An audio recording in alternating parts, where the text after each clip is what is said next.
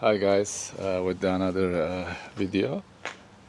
As you see, this is the Black Decker toast and oven.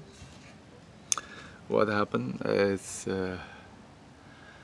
it wasn't giving any heat, and I tried to find out the problems, and actually I find it. But actually, it wasn't worth it to give time and try to fix. Maybe these are the $25 toaster.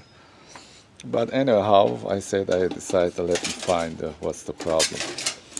And as you see, I took all the parts here. I tested each one of them. Yes, this is not working, and this also right here, this part, that which this is the one temperature side of the part, it wasn't working. This is the one. And then I didn't search online. I said it's not worth it anymore. But I just want to let you know, guys, if you have a problem with this toaster and oven, you don't need to check it out. I mean, it's not worth it.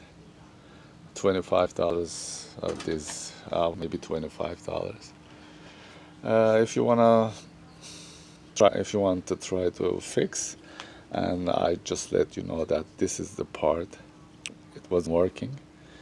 As I said, I didn't check online how much it's gonna cost to buy this part, which this makes a heat, adjust the heat actually. Yes, this is the 300. It starts from 250, 300. Yeah, this is the part.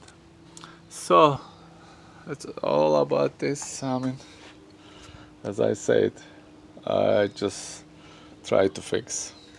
A couple of hours I try to find the problem. Then I did. So, alright guys, I hope you like this video. As I said, for me it's not worth it to fix it. If it's for you, it's worth it. As I said, this is the part that you will change if your heat doesn't come, and this is the part. In my case, I mean, I don't know, in your case, that's the problem. You will find out.